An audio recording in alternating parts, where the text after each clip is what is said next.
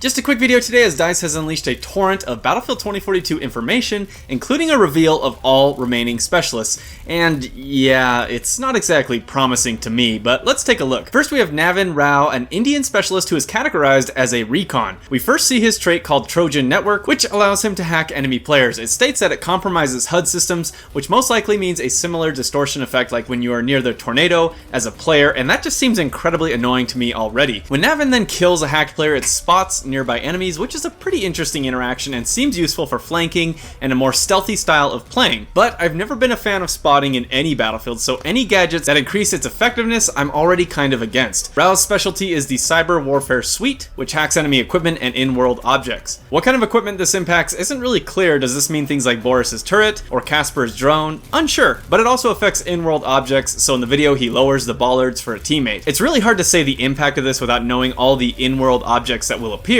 but it just seems very situational, and I'm just throwing this out here, pretty useless. But I like the look of Rao, I like his tech-like backpack, so that's something. Next we have one of the first seen, and in my opinion the coolest looking specialist, was Santiago Espinosa, or Dozer, a Mexican specialist of the Assault class. Dozer's trait is blast resistant, which reduces damage and recovery time from explosives, and makes sense given his bomb defusal gear. It's a pretty straightforward trait, I don't have any issues with it in particular, however I do have issue with his specialty, the SOB-8 ballistic shield. Now it's not the shield itself that I have a problem with. They've appeared in other Battlefields to varying effectiveness, however in the gameplay clip shown, it's not only stopping the bullets but reflecting them back at the shooter, and Dozer gets a kill just for sitting there behind it. Shooting at someone and having your bullets reflect back to you is just such a goofy and just honestly dumb thing to have happen in a Battlefield game. It's unclear how powerful this will actually be, but it just seems so out of place and strange. I just don't like it at all, to be honest. Next is Emma Rosé, or Sundance, a French assault class and the very first specialist we ever saw for Battlefield 2042, as she is the one with the wingsuit as her trait. I don't have any issues with this trait. I actually think it looks awesome and it looks very fun to use and further enhances the sandbox style gameplay we all love of Battlefield. I think a wingsuit is just a great addition to the game, honestly,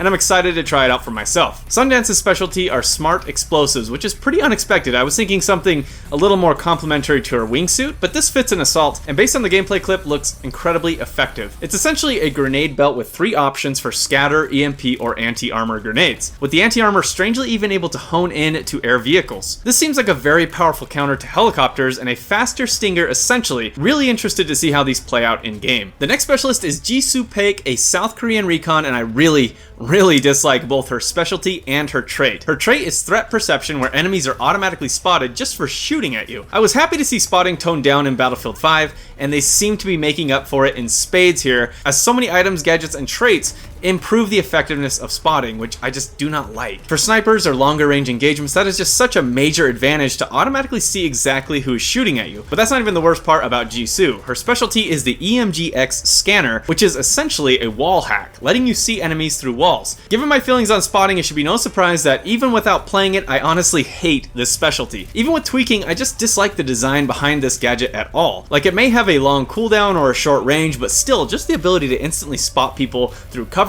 or walls without the trade-off of exposing yourself to actually spot them is just not a good game mechanic in my opinion. And to me it seems much more powerful than other spotting tools that we've seen in other Battlefields. You could be sneaking around or flanking or moving without knowing if someone can just see you through your cover anyways. Just a poor design decision that I can't imagine is fun to use or have used against you. But again, we may have to see how it plays out. The last specialist we have is Constantin Angel, or Angel, a Romanian specialist of the support variety. Right off the bat he looks straight out of Battlefield 5 to me with the goggles. Again, DICE with the goggles, please. Being a support, Angel's trait is finally a more teamwork focused one with Trauma Specialist, which allows you to revive allies more quickly and with armor. Nothing too special here, but seems very useful given the risk of revives with long animations. Angel's specialty is called Loadout Crate, which he can call in and it drops and provides armor, ammo, and even new loadouts for himself and allies, and honestly it looks straight out of Warzone. Armor and ammo is fine, although an ammo crate is faster and has no cooldown, and the loadout seems very situational again, and seems much more catered to a mode like Hazard Zone than a typical Battlefield round. This further lends credence to the theory that specialists were Hazard Zone only initially,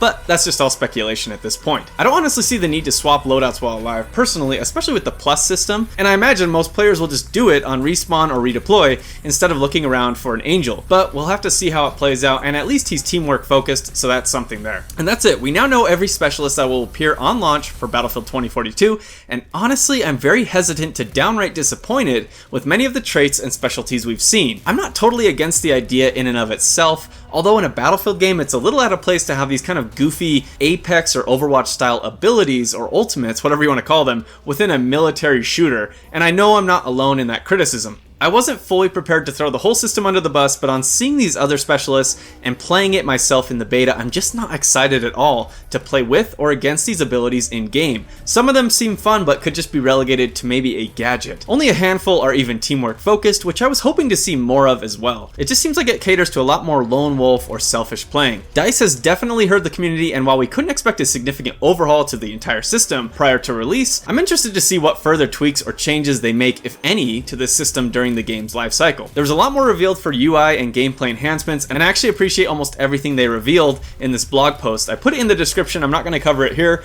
because that's it for me today. Just a nice quick video, and I hope you enjoyed it. Until next time.